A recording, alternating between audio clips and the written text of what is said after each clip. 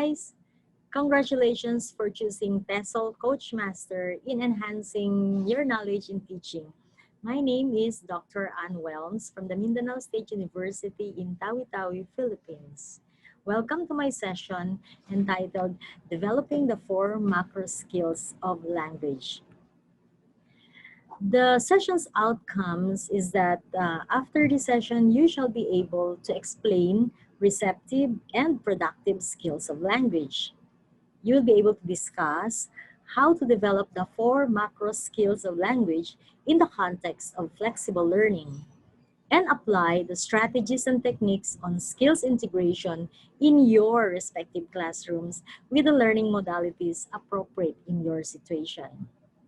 Okay, so for this session, developing the 4 macro skills, we will be talking about receptive and productive skills, some teaching methodologies and strategies, and then we will integrate these skills and then in the context of flexible learning modalities. Okay, so when we learn language, there are 4 skills that we need to complete in order to have effective communication. When we learn our native language, we usually learn to listen first, then to speak, then to read, and finally to write. These are called the 4 language skills, also known as macro skills. Let's look at these receptive and productive skills of language. In spoken language, when you talk of input, we're looking at listening skill. And if it is written, the input is reading skill. And what is the output of listening skill? It's always speaking. And then reading will be writing. That's the output. So that receptive skills are listening and reading, while productive skills are speaking and writing. Let's look at this one by one. Let's take a first listening skill. A good language teacher plans lessons and sequences of lessons, which include a mixture of all macro skills, rather than focusing on developing only one macro skill at a time. What then is listening? Listening is the ability to accurately receive and interpret messages in the communication process. It is the key to all effective communication, hence, the most important skill in communication. As we all know, listening is the most important skill in communication, but it is also the most neglected skill. It is a mental operation involving processing sound waves, interpreting their meaning, and storing them in memory. It is a communication technique that requires the listeners to understand, interpret, and evaluate what they hear. That's listening. What then is listening comprehension? Listening comprehension is more than just hearing what is said. It is a child's ability to understand the meaning of the utterances he hears and to relate them in some way. Okay, so listening is different from listening comprehension. Listening is different from hearing. Listening is more than hearing. And when you listen, you should also understand what you are listening. In listening comprehension, we also have to consider so many things like the tone of voice, pauses between words, where the emphasis is placed in a sentence, and the rhythm of speech. All of these have an impact on the meaning of the utterances. Therefore, the speaker, if you're the one speaking, your tone of voice will also matter. The pauses, when you pause between words where the emphasis is placed in a sentence, this will affect listening comprehension. Let's look at this learning pyramid. We'll look at learning pyramid. The question is, how much do learners retain from the listening input? Studies have shown that immediately after listening to a 10-minute oral presentation, the average listener has heard, understood, and retained 50% of what was said. 50%. of what was said in a 10-minute oral presentation. For my lecture, you will be listening to almost 1 hour. So that's still 50% retention immediately after listening to my lecture. Within 48 hours, that would drop off to a final level of 25% efficiency. That's according to studies. That's only for listening, but if you will include other aspects like audio-visual, like I'm using now, how much percentage are you going to retain knowledge? That's 20%. And then for a demonstration, that's 30%. With discussion, that's 50%. Practice doing the 75%, and the 90% teach others. You practice and then you do it. You are actually helping your learners understand what you are talking. This is the average student retention rates. Okay, that's according to our source for the learning pyramid is the National Training Laboratories. We're now on the types of listening. You know there are different types of listening. Listening for gist. You listen in order to understand the main idea of the text. You get the gist of the passage that you are listening. Second is listening for specific information. You want to find out specific details, for example, keywords and some difficult words that you want to get the meaning.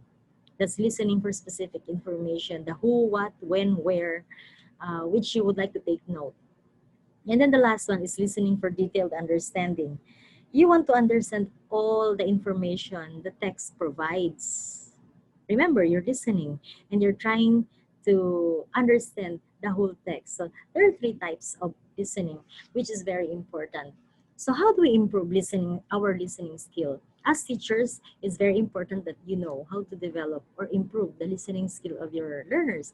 Before you listen, you think about the topic of the text you are going to listen. What do you already know about it? What could possibly be the content of the text? Which words come to mind that you already know? Or which words would you want to look up? Meaning to say, when you try to develop the listening skill of your learners, make sure that prior to let them listen to the passage, they have already activated their mind. They're ready to listen to you. If you have to do a task on the listening text, check whether you have understood the task correctly. So you have to understand the instruction, what is asked before listening, prior to listening to the passage. Think about what type of text you are going to listen to. What do you know about this type of text? So you should be able to understand before listening to the text. Your mind is already active and ready to listen. And then relax. Make yourself ready to pay attention to the listening text. While you are listening, it is not necessary to understand every single word. Try to ignore those words that you think are less important anyway. If there are words or issues that you don't understand, use your general knowledge as well as the context to find out the meaning. If you still don't understand something, use a dictionary to look up the words or ask someone for help. And focus on keywords and facts. Take notes to support your memory. You should take notes. In fact, while you're listening to my lecture now, you already have some notes in your notebook. Intonation and stress of the speakers can help you to understand what you hear. Try to think ahead. What might happen next? What might the speaker say? Which words might they use? So these are the things that you should consider while listening. And then after listening, think about the text again. Have you understood the main points? Remember the speculations you made before you listened. Did they come true? Review your notes. Check whether you have completed your task correctly. Have you had any problems while listening? Do you have any problems now to complete your task? Identify your problems and ask someone for help. These are the things that you need to consider after listening. so that your listening skill will be improved. And then listen again, difficult passages. You start with simple passages to more complicated ones. Okay? Let's try to look at the difference between spoken and written language. Spoken language is fleeting.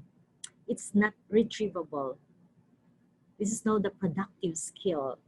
So from listening, which is a receptive skill, now to the spoken language.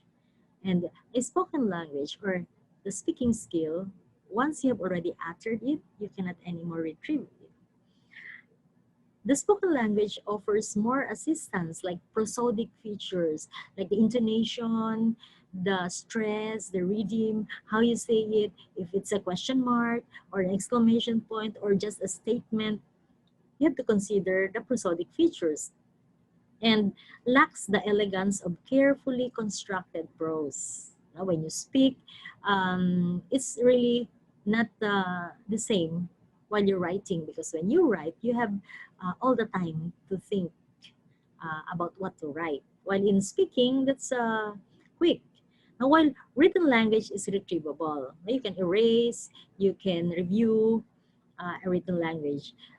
This is a disadvantage in terms of the prosodic features. Why? Because when you write, you do not anymore have, you do not read really the rhythm unless you put a stress on the words. Okay? Unlike question mark, yeah, you can use question mark. Let's proceed to sample micro listening skill. Micro. We're now on the micro skills of listening. Remember, macro is bigger, and then there are micro skills of the listening skill. One micro skill of listening is to be able to retain chunks of language in short-term memory. Remember, in listening, chunks of language must be retained in the memory.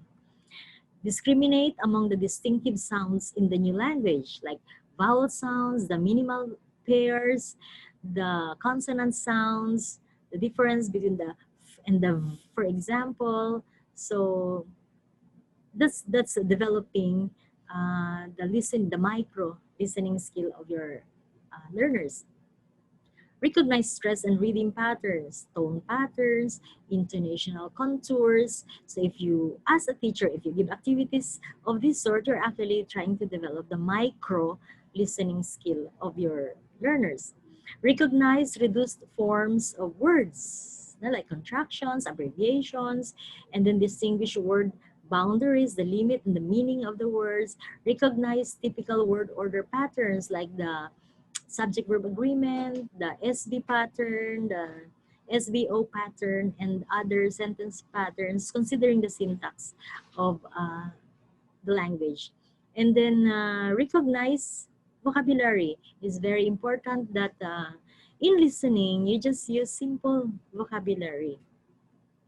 And then detect keywords such as those identifying topics and ideas. This is a micro listening skill.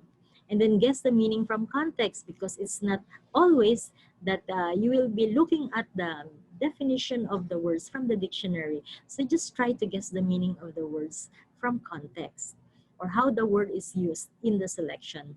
And then recognize grammatical word classes. So whether it's a noun or an adjective or a pronoun, which will add to the comprehension of what you have listened. And then recognize basic syntactic patterns, simple sentence, complex sentence. Now that's one of the micro skills in listening. And these are suggested activities that contribute directly to the comprehension and recall of listening output. The top-down strategies and the bottom-up strategies. Now, let's look at top-down strategies. Top-down strategies are listener-based.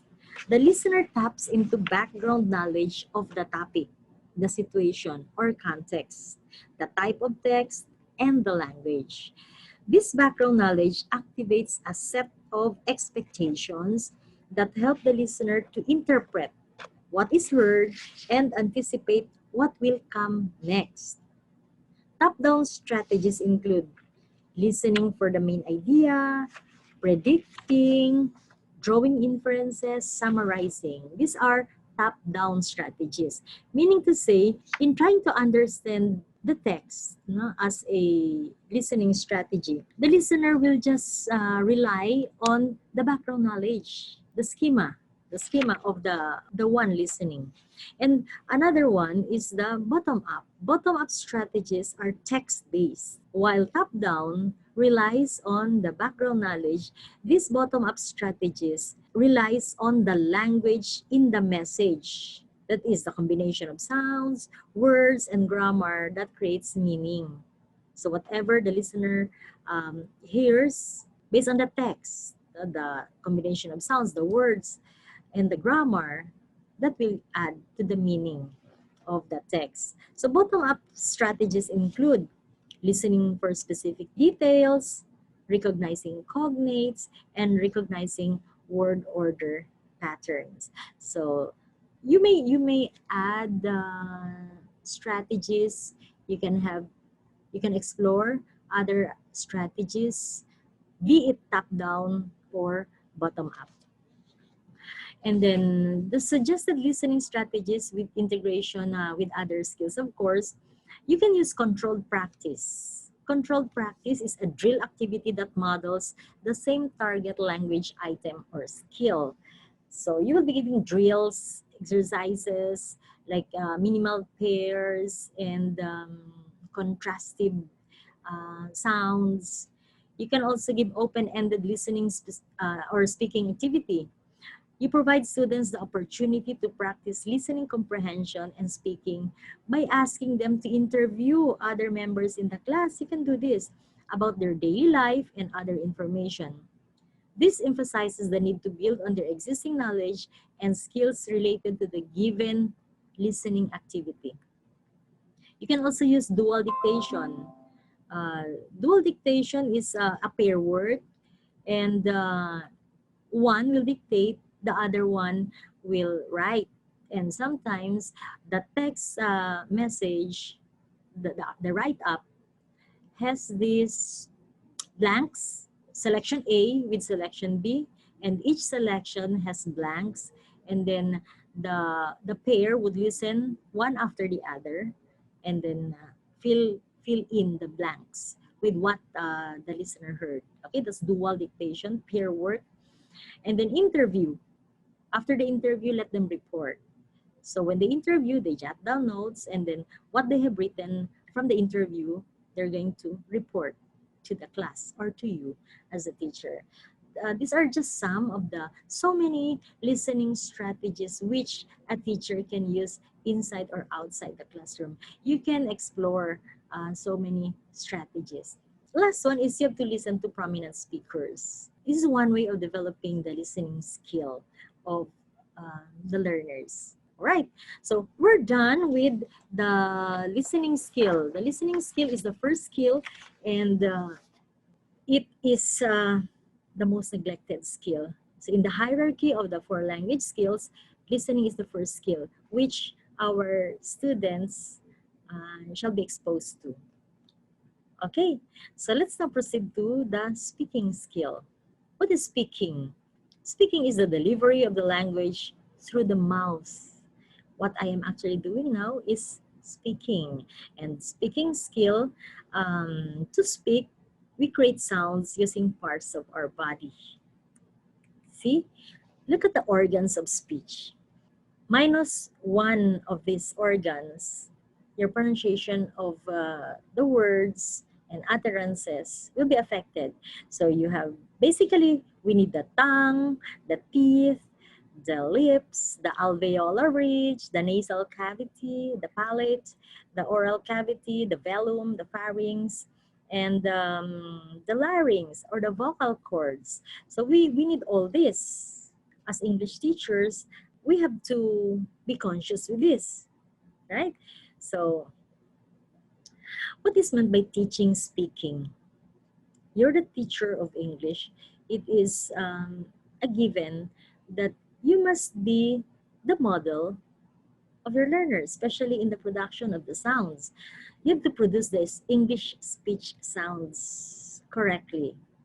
You have the vowel sounds, the consonant sounds, the diphthong sounds, the consonant clusters. Consider also the stress, the intonation, the rhythm, and all this. I suggest to your president that you also uh, be exposed to a 1 hour fluency lesson. That's on the English speech sounds. Use word and sentence stress, intonation, and rhythm of English. Select appropriate words and sentences according to setting, audience, situation, and subject matter. Meaning to say, you have to choose your words properly. You just don't use words. You consider your diction. Diction means your choice of words. So you also consider the setting, who is your audience, what's the situation, and what's the subject matter. And then organize your thoughts in a meaningful manner. You're the teacher, so you have to teach them how to organize their thoughts while speaking. Okay, principles for teaching speaking skills. There are some principles which we need to consider. First, focus on both fluency and accuracy. What is fluency? Fluency includes speed, accuracy, the correctness, and prosody. Prosody is the stress, the intonation when one is speaking, and the fluidity of the utterance, that's fluency. So as a teacher who teaches speaking skills, who would like to develop the speaking skills of the students, you focus not only on fluency but also accuracy. And then you provide intrinsically motivating techniques, meaning to say you prepare activities that are motivating so that your students will not get bored inside the classroom. And then encourage the use of authentic language, not just mere repetition, drills. You provide authentic language, the language, the utterances used in communication. Provide appropriate feedback correction. You do not always correct your learners. Every time they commit mistakes, you correct. No. Just appropriately, and do not overcorrect. You can provide feedback, but not so much. Capitalize on the natural link between speaking and listening. There's always a link between speaking and listening. You do not focus on just one skill alone. You have to link, listening with speaking. Give students opportunities to initiate oral communication. Remember, if you would like to develop the speaking skills of your students, you have to let them talk. Let them use the language, because if you will just let them do the activities without speaking, like writing and then copy everything, listening to you, they will not really learn much. So you have to provide opportunities for them to use the language, and then encourage the development of speaking strategies. Okay, these are principles for teaching speaking skills. There are some barriers in speaking, like lack of enthusiasm. The students might not be interested with the lesson, so it's a challenge on your part as a teacher. Distracting gestures, like when speaking, there are so many gestures, like left, right, and then so many gestures that the learners will be distracted. Barriers in speaking skills, and then communication will not be the end result. So lack of focus, students will not listen to you, and then using PowerPoint as a crutch, meaning to say you just present the PowerPoint and then without explanation and without giving examples. Okay? So much on the PowerPoint, and then verbal static, and lack of eye connection. It's very important that in communication, you have to maintain eye contact with your audience. Some strategies: give contrast drills. You know, the contrast of, for example, E and E, the E and the I, the long A and the short A. So you provide drills. The contrast between F and the V, the contrast between the soft TH and the hard TH. Drills. You give drills. And then provide minimal sentences. Minimal, simple sentences. Use rhymes, songs, dialogues, and games. Students will really appreciate this, and they will find this learning English with fun. And then let them practice. Let them use the language. Practice, practice. So much with the speaking skill, the second skill. We now proceed to the reading skill, the third skill. For the reading skill, let us try to understand what is reading. You know, reading is the ability to draw meaning from the printed page, okay, and interpret this information appropriately. Again, I have already mentioned um, top down and bottom up. Again, this will be used in developing the reading skill of our students, because interpretation in reading is based on the information plus the background knowledge of the students. That's reading. And what is reading comprehension? Comprehension is what reading is all about. If you let your students read, it should end with comprehension. Reading is the process of constructing meaning from written text, a holistic act that depends on the background of the reader, the purpose for reading, and the context in which reading occurs. What's our aim in teaching reading? It's always comprehension. Okay, this is according to Anderson. Okay, so that's the author. Now, in developing reading comprehension, the aim is really for our students to understand what is read. So effective comprehension instruction can make all the difference. You as a teacher, you are there to teach reading, and at the same time, make sure that students understand what they have read. So what makes comprehension instruction effective? That's your concern. You have to think about it. What kinds of discussions or activities help students construct meaning from print? Think about this as a teacher so that you will help develop the reading comprehension of your students. How can we foster students' thoughtful interaction with text? These are the things that we need to consider. Okay, so I know that you already know the revised Bloom's taxonomy in the levels of comprehension. Level 1 is remembering. I think I don't have to explain this because I know that you already know all of this. Just allow me to flash to remind you the levels of comprehension by Bloom. So level 1 is remembering, level 2 is understanding, and you have the definition of understanding. And then level 3 is applying, level 4 is analyzing, level 5 is evaluating, and level 6 is creating.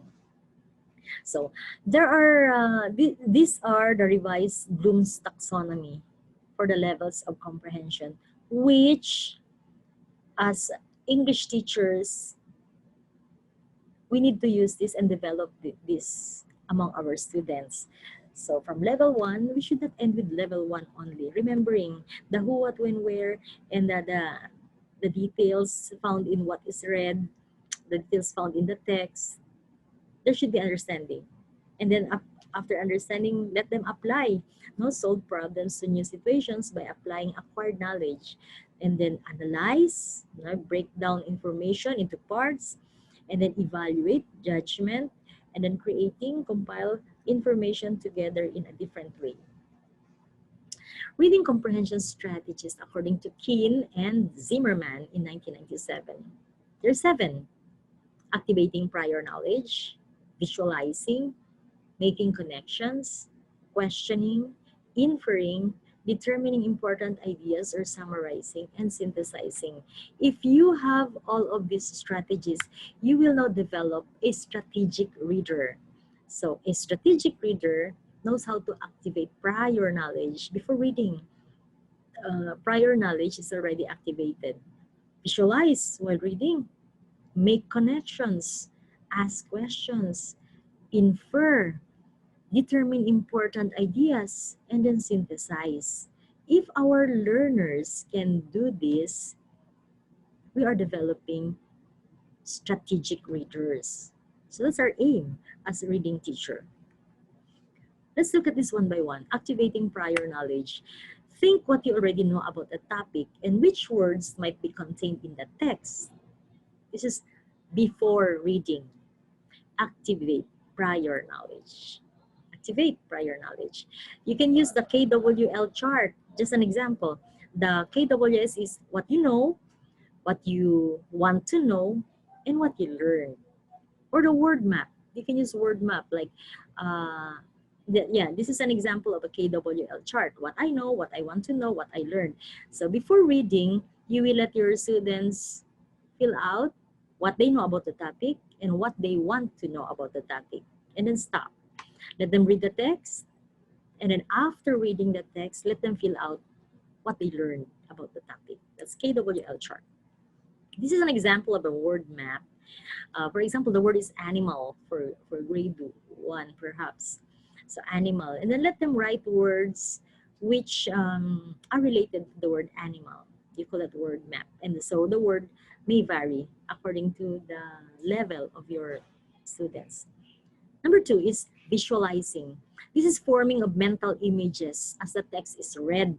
So when they read words, some mental images are formed in their mind. So you call this visualizing. Okay, use of pictures is one of the strategies in visualizing. So if you notice, some short stories have pictures.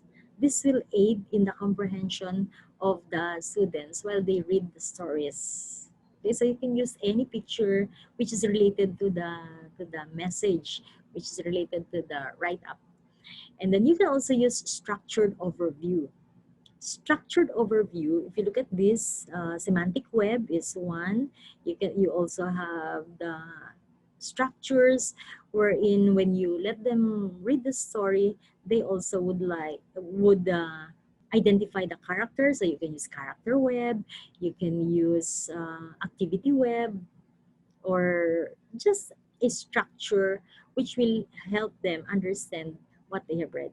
You can also use graphs, you can use chart, and those are strategies which you can use to help in visualizing what they have read. Let's proceed to number 3, which is making connections. While reading, a competent reader is constantly making connections between the information in the text and his or her own experience and knowledge. So while reading, the students would try to activate prior knowledge and then connect it with the text and then go back to the background knowledge and then connect again to the text, because the reader would try to make connections to what he or she already knows and what is presented in the text.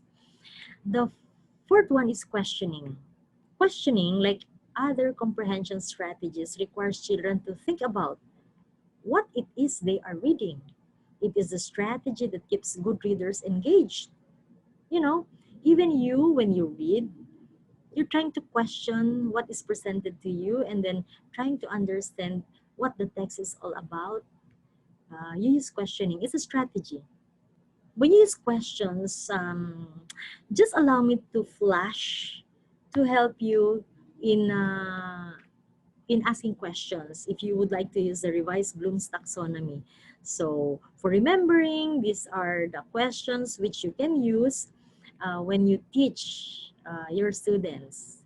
If you ask these questions about the particular text that you assigned your students to read, these are just level 1 questions, like remembering.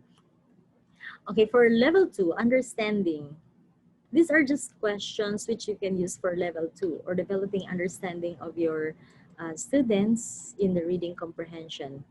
So you can use how would you classify the type of blank, and then you can, these are just question starters which you can continue. Okay, for level 3, applying, for the questions for revised Bloom's taxonomy, these are sample question starters which you can use, and then you just add. This will serve as your guide. You can use all of this. For level 4, analyzing, these are also the questions which you can use. I will just flash this, and I know you will have a copy of this, and you can use this in your classrooms. And then level 5, evaluating. These are questions which you can use. And there are so many questions under evaluating category or level. And level 6, creating, like this is beyond the text and application. Okay, so you can copy all of these question starters, and then you can use this inside the classroom during your discussion to develop the reading comprehension of your students. All right, the source is Lorraine Anderson, a taxonomy for learning and teaching and assessing. Okay, the fifth strategy in developing the reading comprehension of our students is inferring. Inferring is something derived by reasoning, something that is not directly stated but suggested in the text. Okay, it requires readers to take what they already know, gather clues from the text, and think ahead to make judgment, discern a theme, or predict what is to come. In making inferences, children should be taught how to read between the lines. Get that? Okay. In inferring, you can use prediction chart. Example, you have a chart and then with the title, prediction based on the title, prediction based on skimming the pictures, look at the pictures, and then you let them predict what will be read. Sixth strategy is determining important ideas. Important and key ideas are central to the meaning of the text. This comprehension strategy helps readers sort out the critical information for learning. So when the student reads, they will just get the important ideas, and then just do not highlight the less important ones. You can use visual maps under determining important ideas like plot map, herringbone map, flow chart, and the timeline. You can use this so that the students will be able to determine important ideas. You can also use creative strategies like drawing, acting out, writing other literary texts so that you will test whether they were able to understand what they have read. And the seventh is synthesizing. It is combining new information with existing knowledge to form an original idea or interpretation of what they are reading. When you synthesize, you combine the information read from the text and the knowledge that you already know before or during reading the text. You can use reader's response log. No, you have nonfiction prompts and then the general prompts. I will just flash this, and then you can always go back to this slide if you would like to get a copy or take down notes. Use of journal, like after reading the text, what one question do you have in mind? What were you thinking about the most? You let them write a reflection on what they have read. And then additional strategies. This is reading for young learners, like grade 1 or in the primary and elementary learners. You use phonemic awareness. From the word phoneme, you deal with sounds. You let them categorize the sounds, let them produce the sounds, and then connect it with the letters of the alphabet. That's another session on phonemic awareness as a strategy. I have a 2-hour session for this, and but we deal with sounds here. Letting the learners learn the sounds of the language and then connect it with the letters. Shared group reading, you form groups and then let them read as a group. And then read aloud. This may be done by the teacher to develop their listening skill, or let them read aloud, the learners themselves. Okay, read, move, and act. This is another way of developing the reading comprehension of your students. Have fun with flashcards. You can use flashcards to develop vocabulary, and then you can play games. Always, we always consider this as a very good strategy because children would become interested by playing games at the same time learning. And then you can use chants like jazz chants. You you develop not only the pronunciation skills but also the comprehension skills, listening and reading comprehension of your learners.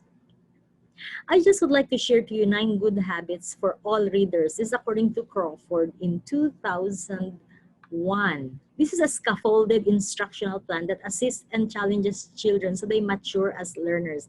The comprehension of these readers will be done according to before reading, during reading, and after reading. Actually, this is just a summary of what I have just presented. During before reading, you have to activate prior knowledge, and then you set the purpose. What's the purpose of your reading? And then during reading, you self-monitor, and then you can make connections, read the text. If you understand, you continue. If you did not understand, go back to the text, and then make connections again, read, reread. That's during reading. And then after reading, you ask, what did I do? What did I read? And then ask questions about what you have read. Okay, so you call that 9 good habits for all readers. This is a scaffolded instructional plan for developing the reading skills of your students. All right, let's proceed to the last skill, which is the writing skill. I will just present some principles and strategies, because writing skill, we will devote another lengthy discussion if we split the skills one by one. So the last skill, this is a productive skill, is the writing skill. What is writing? Writing is a thinking process, as according to Arapov in 1975. Meaning to say, when you write, it involves deep thinking, focus on the topic and what is asked, because you are going to activate all of your knowledge, especially on what to say, how to say it, the choice of words, the grammar, and all other aspects. It's primarily a person-to-person communication, that's according to Smith, because when you write, you are actually writing for someone, and you're trying to communicate, to express your thoughts, your feelings to somebody, your target reader. Okay, what should be developed in writing? First is the handwriting ability. Handwriting is very important, but sometimes we teachers tend to neglect the handwriting of our learners, of our students, and since we ignore the handwriting ability of our students, we tend to produce students with poor penmanship. So as teachers, we look into the content of what they will write, but you also give emphasis on good penmanship or handwriting. Correct spelling is very important in writing. So the next thing that you will do is to teach them the correct spelling of words, and then so that they will be able to write an effective longer discourse. Writing sentences that are grammatically correct. So you teach them how to write simple sentence, compound, complex sentence, compound, complex sentences. Teach them how to write a paragraph and an essay. We should develop this in our students. And then writing vocabulary. We should give them exercises on how to develop their vocabulary so that their writing will be improved. And then paragraph construction, in the early years, in the early formative years of our students, we should teach them how to write paragraphs and all the mechanics in writing paragraph. And then logical development of main idea, like organization, emphasis, unity, coherence, and all those. Okay, some strategies, copying. This is one way of developing the handwriting of our students. Let them copy. The technology that we have now, you just do screenshot, or you just do take pictures of the lecture and you photocopy. Sometimes you let them copy so that they will develop a good penmanship. And then listening to closed selection tasks. This is one good strategy in developing writing, especially in the early years. You can use, the closed type of composition. You have a passage and then you delete and then leave blanks, the nth word. If you decide it's the fifth word or every fifth word or every sixth word or every fourth word, you will delete and then put blanks on that. Or you just leave blanks all the nouns if your subject matter is on nouns. If your subject matter is an adjective, you can use a passage and then delete all adjectives and then just put blanks. Okay. And then that's what you call close selection task. Picture cued task, you can use pictures and then let them write a composition, let them write sentences by describing what picture is presented to them. Form completion task, you teach them how to fill out forms. Sometimes we tend to neglect this. That's why the students wouldn't know how to fill out forms, like filling out forms, personal data sheet, and when they go to the banks, they should know how to fill out withdrawal slips or deposit slips and all those forms. Converting numbers and abbreviations to words. You can teach them how to write from numbers to words, figures, not from figures to words. And then you can also use controlled writing tasks, like let them write sentences with blanks and then let them fill this out. Or if it's a composition, you can use controlled composition, you give them blanks, and then another way is to provide the questions, let them answer the questions, and by answering the questions, you are now composing a paragraph. And then dictocomp activity, dictate, the teacher would read the passage and then let them write the passage again. They may use the words used as they heard, or they may use their own words, provided the meaning is the same. That's dictocomp activity. And then paraphrasing, let them read and then let them write what they have understood. And then, of course, before doing all of this, for example, paraphrasing, you teach them how to write a paraphrase. In dictocomp, you teach them first how to do the dictocomp before you do the activities. Okay? These are some of the many strategies. These strategies are not exhaustive. You can make your own. You can research more on other strategies, but for now, you can use these strategies to develop the writing skill of your students. Also note that close attention must be given to mechanics and punctuation in writing because it is an important writing foundation. You know, the capitalization, abbreviation, spacing, and then punctuation, question mark, quotation mark, period, comma, colon, semicolon, and all those. You also take note of that as a teacher. And then marking and critiquing the written work of students are important aspects in teaching writing. Meaning to say, if you let your students write a composition, make sure that you check the composition, put the necessary corrections, and then explain to them why is it wrong. Let them rewrite so that they will learn. Because if you will not let them rewrite, they will not learn. So they will realize what are their mistakes. Okay, that's for writing. Now, let us try to integrate the 4 skills. Why do we need to integrate? You know, the 4 macro skills, the listening, speaking, reading, and writing. Language skills must not be treated in isolation. We should agree on that. It should not be treated in isolation. Strictly listening, strictly speaking, strictly reading, and strictly writing. There is really a need to integrate. According to Widdowson, in 1978, all language uses take place in the form of discourse. It's not pure listening. It's not pure reading. You can integrate at least 2 skills at a time. If you can integrate 3 skills, the better. If you can integrate the 4 skills in one lesson, that's perfect. Okay?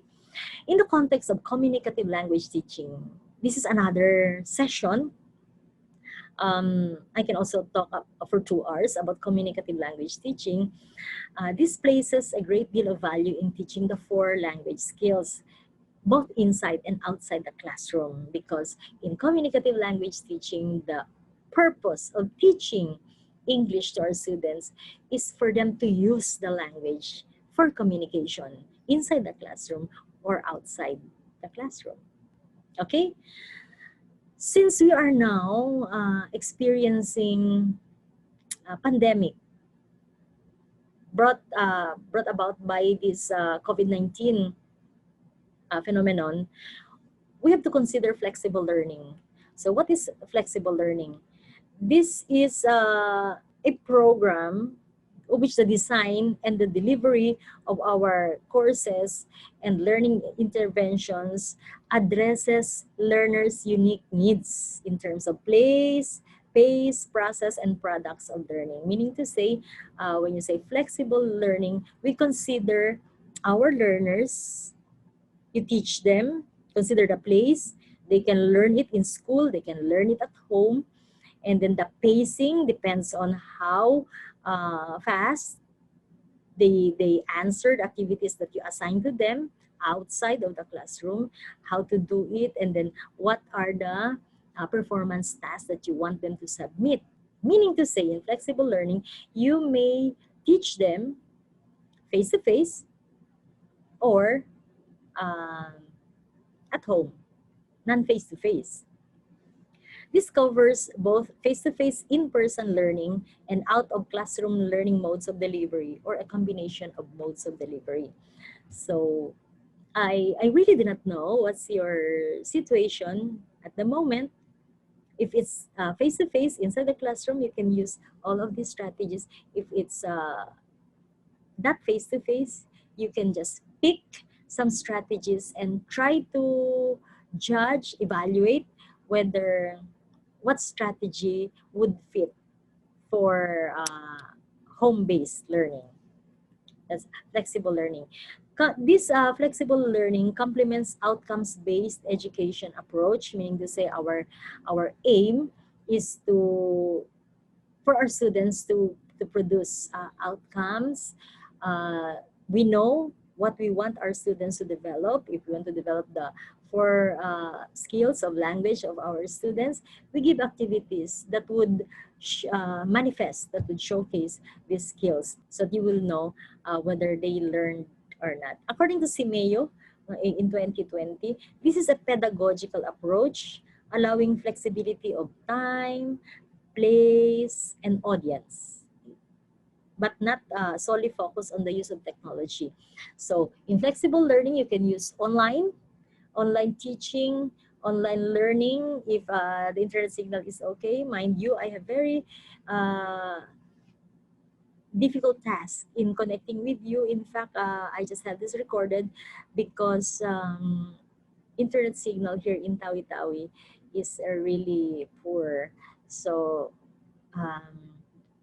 coming up with this video, it's very difficult. Okay, so in the context of flexible learning, constructivist teaching is suggested.